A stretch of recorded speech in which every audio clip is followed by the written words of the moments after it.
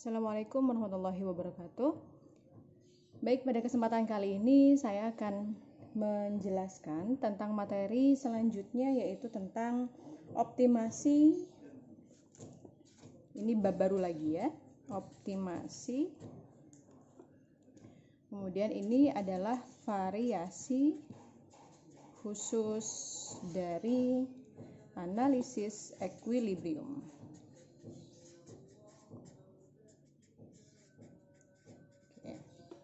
Nah, jadi sekarang kita bicara tentang optimasi ya. Minggu lalu kan kita sudah belajar tentang derivatif. Derivatif itu bisa kita sebut sebagai turunan. Jadi teman-teman kalau waktu SMA dulu mengenalnya dengan turunan.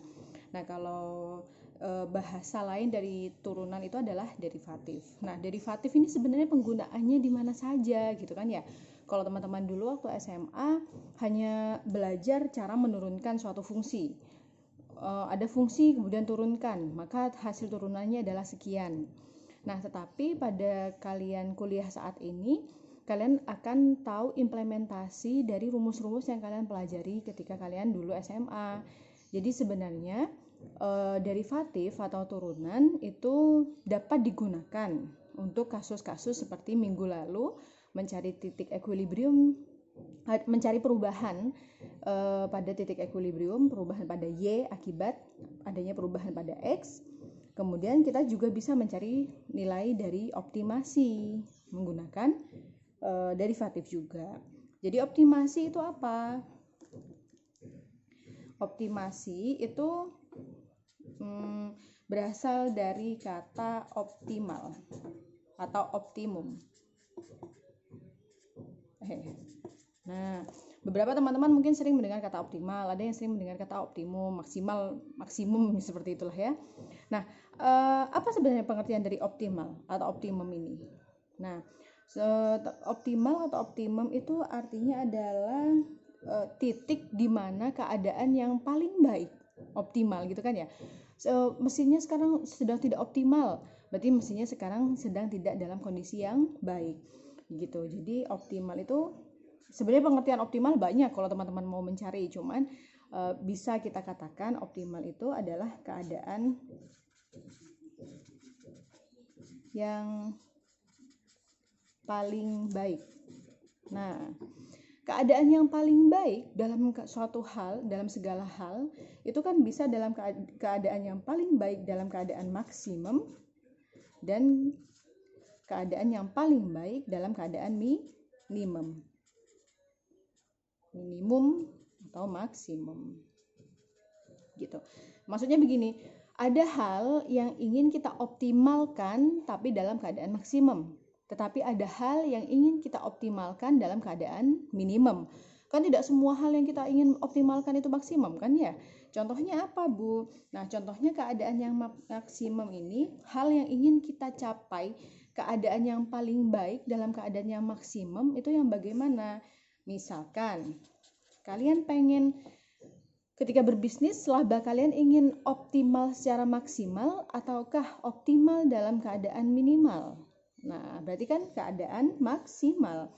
Jadi kalau kita sebuah perusahaan, maka kita ingin mengoptimalkan laba kita, optimalnya secara maksimum, begitu ya.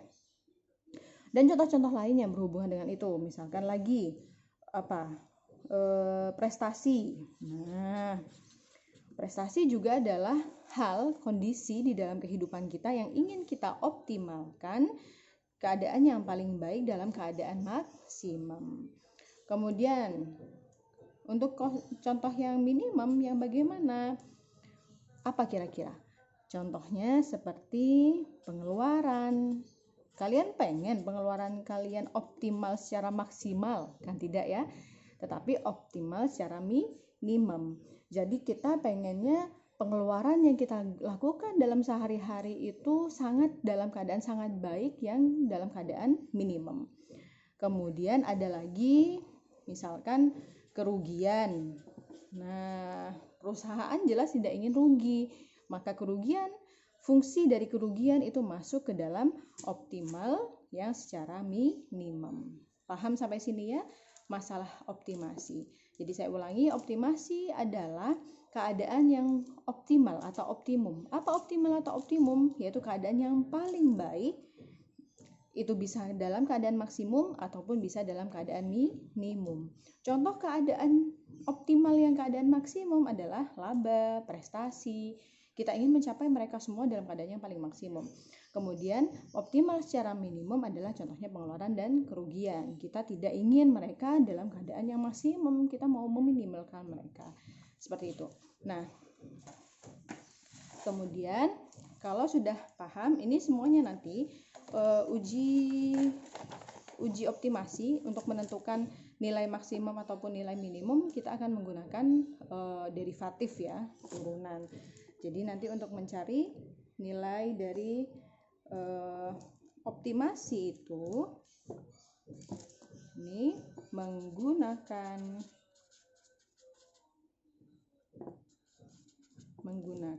derivatif begitu.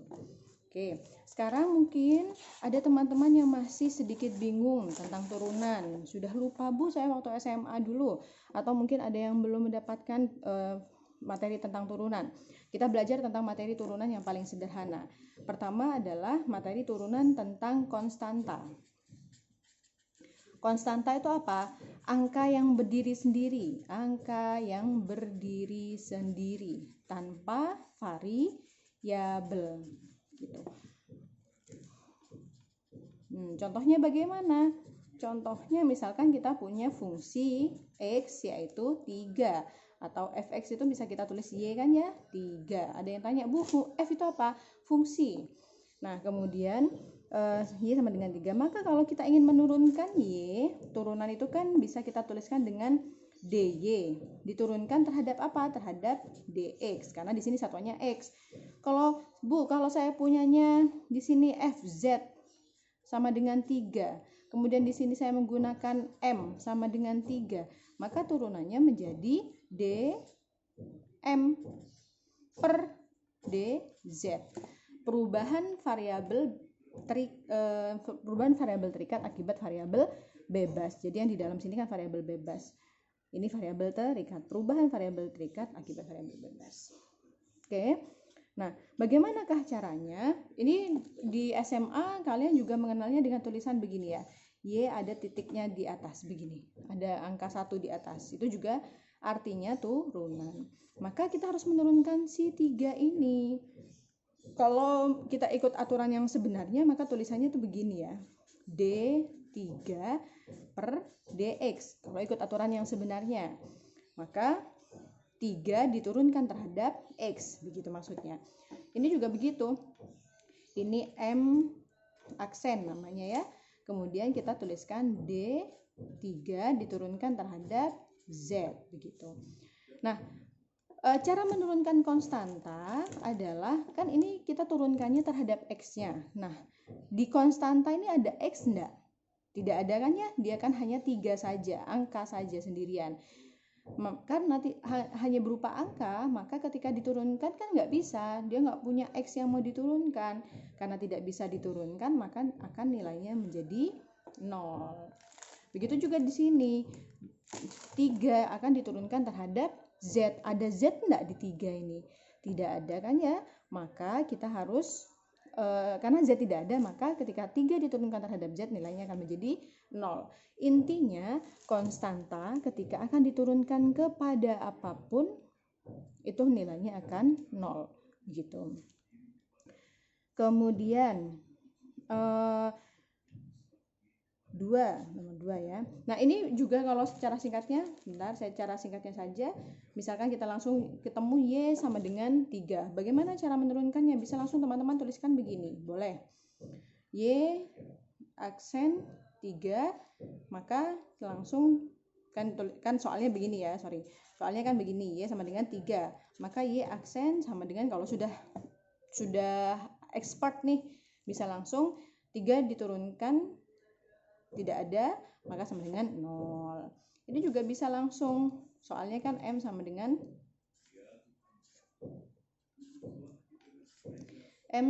3, maka M aksen berarti 3 diturunkan terhadap apapun variabelnya, maka karena tidak ada maka nilainya 0. Boleh teman-teman tuliskan seperti ini jika teman-teman sudah sangat paham menggunakan fungsi turunan. Nanti fungsi yang seperti inilah yang akan kita gunakan pada contoh-contoh soal, karena akan lebih mudah daripada menggunakan sistem yang panjang ini. Kemudian cara yang turunan pada kasus yang kedua, yaitu turunan pada konstanta koefisien dan variabel. Nah, koefisien itu kan artinya angka yang mengikuti variabel. Pokoknya kalau ada angka terus ada hurufnya, itulah angka yang dimaksud dengan koefisien. Contoh, misalkan teman-teman memiliki nilai dari fx sama dengan 9x, atau misalkan y sama dengan 9x. Bagaimanakah cara menurunkannya? Kita langsung pakai cara yang pertama yang ini ya. Cara yang kedua ya, agar lebih cara yang kedua kita menggunakan yang ini agar lebih simpel. Maka y aksen itu adalah, nah, kalau koefisien dan variabelnya itu pangkatnya 1, jadi caranya gini, kalau ada variabelnya kita tulis dulu koefisiennya 9, oke? Kemudian kita lihat pangkat pada variabel itu harus kita turunkan. Kalau tidak ditulis, tidak ada angka berapapun, itu kan sebenarnya dia berpangkat 1, ya enggak? Kelihatan ya? Ini pangkat 1 itu sebenarnya begitu kalau tidak ditulis. Maka karena pangkatnya 1, kata saya tadi kalau kita akan menurunkan maka pangkatnya diturunkan ke depan. Turun 1 berarti kan ya. Nah, kemudian X tulis lagi, pangkat yang awal ditulis lagi 1, tetapi karena sudah diturunkan ke depan maka dikurangi dengan 1. Oke. Nah, kemudian 9 kali 1 sama dengan 9. X, 1 min 1, 0. Kemudian 9, X pangkat 0. Berapapun angkanya, jika dipangkatkan dengan 0, itu akan menghasilkan nilai 1. Jadi kalian punya X pangkat 0, itu akan sama dengan 1000 pangkat 0. Akan sama dengan Z pangkat 0. Akan sama dengan 9 pangkat 8 pangkat 0, dan angka berapapun lah ya, intinya nilainya hanya akan bernilai 1. Maka X pangkat 0 nilainya 1, pokoknya semua yang pangkat 0 itu 1. 9 kali 1 sama dengan 9. Nah, ini bentuk variabel dan koefisien. Gampangannya teman-teman, biar nggak usah ngitung panjang seperti ini, ketika teman-teman punya koefisien dan variabelnya dia berpangkat 1, tidak ada tulisannya angka berapapun, itu nilainya berarti 1, langsung teman-teman bisa menembaknya bahwa turunan dari 9x itu adalah si nilai koefisien itu. Nah, ini cara yang sudah expert ya. Ketika kita punya soal y sama dengan 9x, maka y turunannya adalah langsung tembak, langsung angka yang ada di depan ini yaitu nilai 9, begitu. Itu cara cepatnya. Tapi kalau teman-teman masih belajar, Bu, kita gunakan cara yang lebih panjang karena kita masih belajar, juga silahkan gitu. Nah, kasusnya sekarang kalau lebih dari 1 pangkatnya bagaimana? Masih kasus nomor 2 ya. Contoh, misalkan kita punya y sama dengan 24 x pangkat 5. Langsung nih, pokoknya lebih dari 1. Lebih dari 1 tuh 2, 3, 4, 5 dan seterusnya, itu terserah ya. Nah, bagaimanakah cara menurunkannya? Maka y aksen, tulis lagi angka yang di depan ini 24, kemudian pangkatnya kita turunkan ke depan, 5. Paham? Kemudian x-nya tulis lagi, kemudian 5-nya ditulis lagi. Karena sudah diturunkan 5 ke depan, maka diminkan dengan 1. Selalu seperti itu. 24 kali 5, 0, 120 ya. X 5 min 1 sama dengan 4. Jadi turunan dari 24 X pangkat 5 adalah 120 X pangkat 4. Oke, silahkan itu dipahami oleh teman-teman, karena setelah ini kita akan menggunakan kasus-kasus ekonomi dipecahkan dengan cara turunan. Oke, saya kembali lagi mengingatkan teman-teman bahwa tema pada hari ini adalah mencari nilai optimasi, mencari nilai optimal, keadaan maksimum ataupun keadaan minimum, terserah dari kasus yang sedang kita cari, menggunakan derivatif, begitu ya. Oke, nah kemudian bagaimana caranya? Kita kasus pertama ada namanya uji derivatif pertama. Jadi artinya itu turunan pertama. Uji derivatif pertama itu artinya turunan pertama. Turunan pertama itu lambangnya apa? Ya kalau Y, maka turunan pertamanya itu adalah Y pangkat 1. Begitu. Nah, karena tadi kasusnya pada hari ini kita akan belajar tentang mengoptimalkan nilai baik maksimum ataupun minimum, maka di sini kita punya persyaratan gitu. Pada kasus uji derivatif pertama, syarat suatu fungsi nanti kita putuskan dia maksimum kah atau dia minimum kah, itu saya singkat seperti ini ya, maksimum dan minimum, jika turunan pertama, derivatif pertama berubah tanda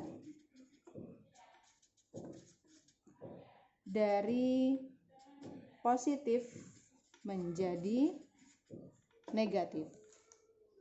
Sedangkan minimum kebalikannya. Kalau maksimum itu berubah tanda dari positif menjadi negatif, maka yang dinamakan dengan fungsi minimum adalah derivatif pertama berubah tanda dari negatif menjadi positif. Oke. Jadi kalau fungsi yang ingin kita maksimumkan, suatu saat nanti kita punya fungsi, misalkan fungsi laba, maka ya kita cari nanti fungsi laba itu, kita cari manakah yang akan menghasilkan nilai maksimum, yaitu ketika angka yang kita dapatkan nanti diuji menggunakan uji derivatif pertama menghasilkan nilai plus menjadi minus. Sedangkan suatu fungsi yang kita miliki akan menghasilkan nilai optimal secara minimal itu jika uji derivatif pertama berubah dari negatif menjadi positif. Kita catat terlebih dahulu ini, contoh soalnya akan membuat teman-teman lebih jelas apa maksud dari syarat ini. Oke, kita langsung masuk ke contoh saja ya. Contoh, ini untuk uji derivatif pertama.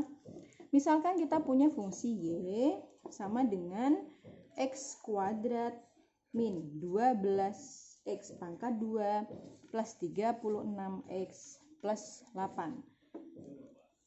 X pangkat 3, ini X pangkat 3. X pangkat 3 minus 12X pangkat 2 plus 36X plus 8. Nah, ini saya umumkan dulu. Ini saya tidak umumkan itu maksudnya menganggap secara umum. Saya tidak ingin mengatakan ini contohnya fungsi labakah atau ini fungsi kerugiankah, tidak. Kita cari secara maksimum dan minimumnya dulu, baru nanti kita putuskan di akhir gitu ya. Ini agar teman-teman lebih jelas. Nah, jadi bagaimana caranya? Nah, caranya adalah tadi kan kita punya syarat. Kalau suatu fungsi mau kita cari nilai maksimumnya, maka derivatif pertama harus sekian. akan menghasilkan nilai minimum secara optimal jika derivatif pertamanya berubah menjadi sekian. Maka kunci dari menyelesaikan soal ini, atau gini deh saya tuliskan, berapakah maksimum dan berapakah minimumnya. Oke. Nah, jadi kunci untuk mencari maksimum dan minimumnya harus mencari turunan yang pertama atau derivatif pertama. Yuk masuk ke Y pangkat 1. Oke. Teman-teman kalau mau menggunakan cara langsung boleh, mau menggunakan cara satu persatu boleh. Nah, agar lebih jelas kita satu persatu saja ya. X pangkat 3 berarti ini kita menggunakan turunan koefisien dan variabel yang berpangkat lebih dari 1. Berarti saat ini kan 1 di depan tetap ya, berarti tidak ada kan, tidak usah ditulis juga tidak masalah. Kemudian X-nya, turunannya 3 kita turunkan, pangkatnya kita turunkan menjadi 3. Kemudian X pangkatnya dikurangi karena sudah diturunkan, 3 min 1. Oke, kemudian minus, nah ini tulisan angkanya ditulis lagi kan ya, 12, tulis ulang. Kemudian pangkat kita turunkan 2. Oke. Kemudian X kita tulis lagi. Kemudian pangkatnya kita kurangi. Plus 36. 36 kita tulis lagi. Kemudian X pangkat 1. Berarti kan 1. Kemudian X kita tulis lagi min 1 min 1. Nah, kemudian ini enggak cukup ya, saya tuliskan di sebelah sini 8. 8 kalau diturunkan karena tidak ada variabel apapun, maka 8 ketika diturunkan menjadi nilainya 0. Oke. Jika masih bingung teman-teman ulang lagi videonya. 3. Tulis lagi. Kemudian X 3 min 1 sama dengan 2. Minus 12 kali 2, 24. X pangkat 2 min 1, 1. Nggak usah ditulis nggak apa-apa, biar nggak bingung, teman-teman juga tulis nggak apa-apa. Plus 36 kali 1 sama dengan 36. X pangkat 1 min 1 sama dengan 0. Dipluskan dengan 0. Ini biar jelas ya, saya tulis semua. Kemudian nah ini kita hanya ingin, ini loh, saya ingin menyederhanakan bentuk-bentuk yang seperti ini. 3x pangkat 2 minus 24x pangkat 1 nggak usah ditulis. 36 x pangkat 0 sama dengan 1. 0 nggak usah ditulis lagi. Ini saya lebih menyederhanakan lagi. 24x plus 36. Begitu ya. Oke. Jadi bagi yang Bu, saya sudah tahu caranya Bu, tidak usah terlalu panjang, bisa langsung akhir, silahkan. Ini hanya untuk teman-teman yang kira-kira masih satu persatu cara berjalannya.